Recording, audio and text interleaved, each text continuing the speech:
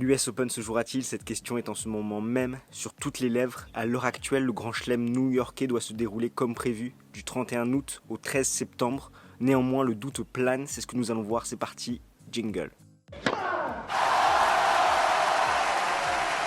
Tu es nouveau sur cette chaîne? Pour ne rien manquer de l'actualité tennis, abonne-toi et active les notifications en cliquant sur la petite cloche. Le contenu te plaît? Fais-le nous savoir en mettant un pouce bleu. De plus, si tu souhaites prolonger l'échange, tu peux nous suivre sur tous nos réseaux sociaux et rejoindre notre Discord. Il faut savoir que le protocole sanitaire de l'US Open a été revu suite à la situation actuelle. Il sera de mise également pour le tournoi de Cincinnati. À retenir principalement de ce protocole qu'un joueur sera immédiatement écarté du tableau s'il venait à être testé positif au Covid-19 pendant le tournoi.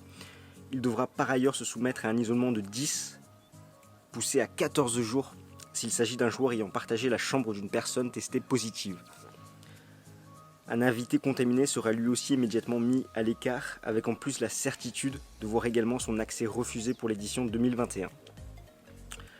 De même, l'USTA a prévu d'exclure sur le champ un joueur ou un invité qui s'aventurerait hors de la bulle sanitaire définie pour l'événement. Seule une autorisation écrite exceptionnelle permettra d'en sortir sans être écarté. Le stade sera ouvert aux joueurs et à un seul membre de leur staff. Enfin, pour se loger, les engagés devront passer par l'USTA, visiblement bien décidés à ne rien laisser passer, au point d'exiger des joueurs qu'ils s'offrent une sécurité 24 heures sur 24 et optent uniquement pour les hôtels officiels ou pour des résidences privées, à condition qu'elles soient validées au préalable par la fédération américaine. Toutefois, il y a un point de ce règlement qui ne serait pas passé auprès de l'ATP selon les informations du quotidien espagnol Marca. L'USTA exigerait qu'un joueur qui a été en contact avec une personne testée positive au Covid-19 soit immédiatement disqualifié.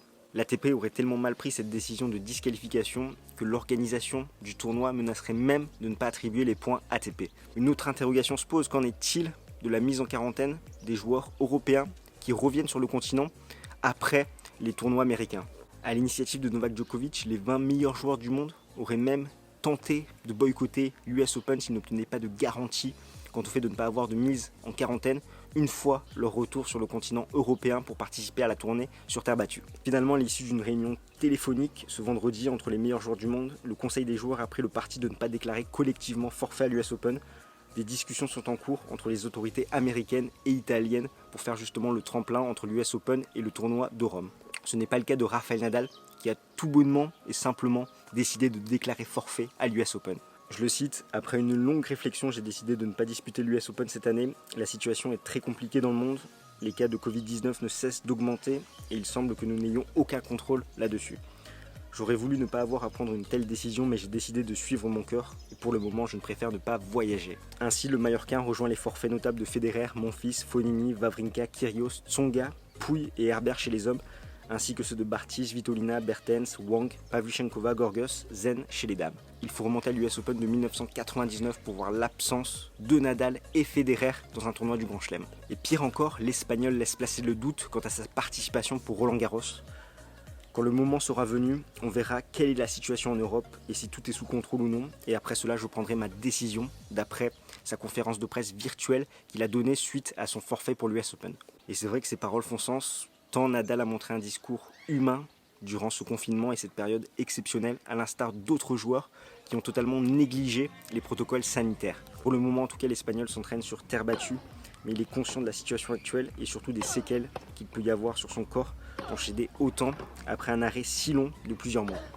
En effet, la finale de Rome se jouerait la veille du début de Roland Garros, difficile d'enchaîner autant après un tel arrêt. Et oui, car le tournoi de Madrid a été annulé. Après avoir examiné la situation pendant des mois, les organisateurs du Mutua Madrid Open se sont obligés d'annuler le tournoi à cause de la difficile conjoncture que continue de provoquer le Covid-19 à tous les niveaux. Il faudrait profiter de cette semaine de battement pour remanier le calendrier. Certains joueurs comme Wawrinka reprendront la compétition durant des challengers à Prague pour le Suisse. Alors, l'US Open se jouera-t-il ou non? Sans doute, mais à quel prix? Je rappelle quand même que le prize money a diminué de 6% par rapport à l'année 2019. En tout cas, Andy Murray et Kim Clijsters seront dans le grand tableau.